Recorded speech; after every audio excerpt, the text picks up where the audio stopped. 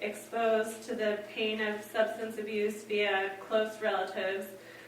50 to 80% of all child abuse and neglect cases involve some degree of substance abuse by the child's parents.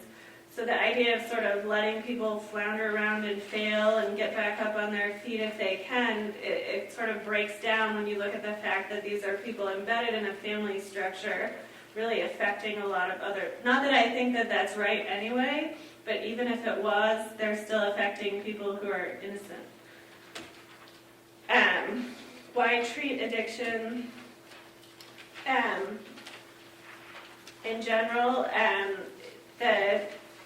so there's a lot of talk in the medical profession about addicts maybe as not being the best use of your time and medical resources, because only about 40% of people will be abstinent at 1 year after treatment.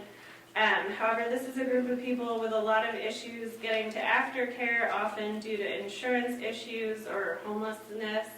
There's also some psychiatric comorbidities that either happen before or after the drinking or using, and a decaying of the social supports that really make it a challenge to treat any disease in this population.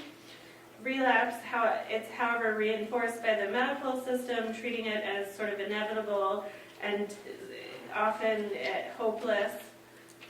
However, that's a really erroneous way to look at things. Like for all chronic diseases, they require a continuous monitoring and treatment period.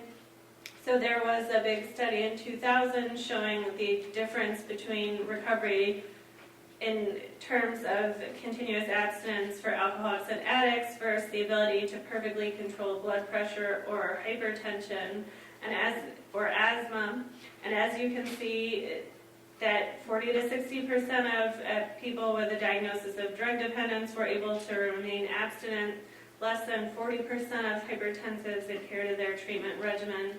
Less than 40% of asthmatics adhere to their regimen, and only 60% of type 1 diabetics adhere to their medication schedule.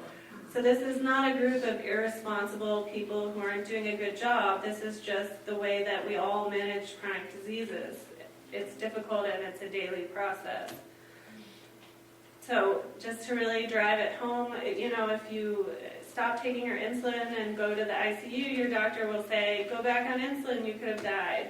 If you were to stop your Suboxone, Methadone, or 12-step program and wind up in the ICU, your doctor would say, you're an addict, you're hopeless, and then try to find you a new doctor. And this is just